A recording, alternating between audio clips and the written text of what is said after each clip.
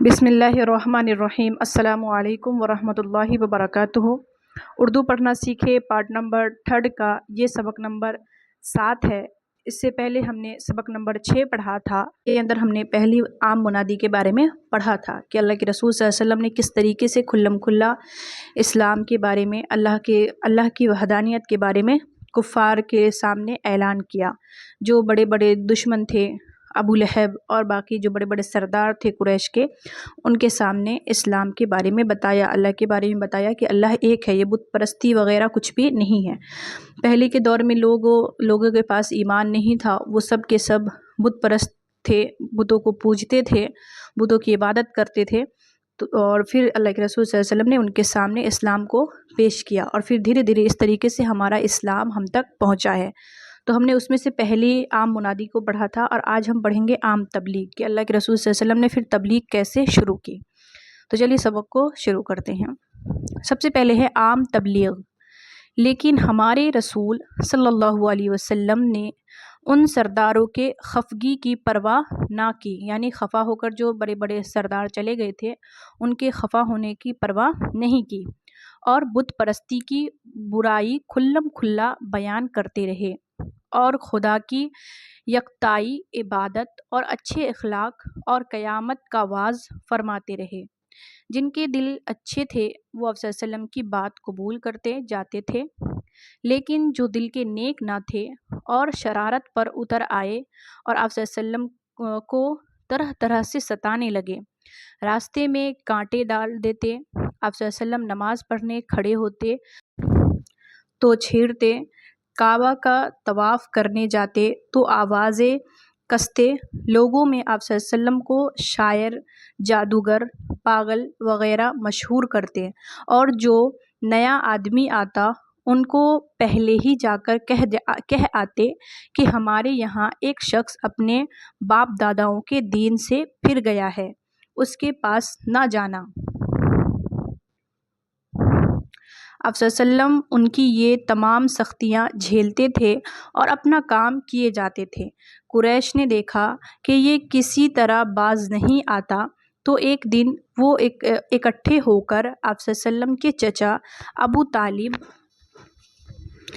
کے پاس آئے اور کہا کہ تمہارا بھتیجا ہمارے بتوں کو برا بھلا کہتا ہے، ہمارے باپ داداؤں کو گمراہ بتاتا ہے اور ہم کو نادان ٹھہراتا ہے۔ اب یا تو بیچ سے ہٹ جاؤ یا تم بھی میدان میں آ جاؤ کہ ہم دونوں میں سے ایک کا فیصلہ ہو جائے۔ ابو طالب نے دیکھا کہ وقت اب نازک ہے، حضرت صلی اللہ علیہ وسلم کو بلا کر کہا، مجھ بوڑھے پر اتنا بوجھ نہ ڈالو کہ اٹھا نہ سکوں۔ ظاہر میں حضرت کو اگر کسی کی مدد کا سہارا تھا تو یہی چچا تھے۔ ان کی یہ بات سن کر آپ صلی اللہ علیہ وسلم کی آنکھوں میں آنسو بھر آئے۔ پھر فرمایا، چچا جان، خدا کی قسم اگر یہ لوگ میرے ایک ہاتھ پر سورج اور دوسرے ہاتھ پر چاند رکھ دے تب بھی میں اپنے کام سے باز نہ آؤں گا۔ آپ صلی اللہ علیہ وسلم کی یہ مضبوطی اور پکا ارادہ دیکھ کر اور آپ صلی اللہ علیہ وسلم کی اس اثر سے بھری ہوئی بات کو سن کر ابو طالب پر بڑا اثر ہوا۔ آپ صلی اللہ علیہ وسلم سے کہا، بھتیجے جاؤ، اپنا کام کیے جاؤ، یہ تمہارا کچھ بھی نہیں کر سکتے۔ چچا کا یہ جواب سن کر دل میں دھارس بندی اور اپنا کام اور تیزی سے کرنا شروع کیا۔ اکثر قبیلے کے اکا دکا آدمی مسلمان ہونے لگے تھے۔ قریش کے سرداروں نے دیکھا کہ یہ دھمکی سے کام نہ چلا، اب ذرا پھسلا کر کام چلائے۔ سب نے مشورہ کر کے عتبہ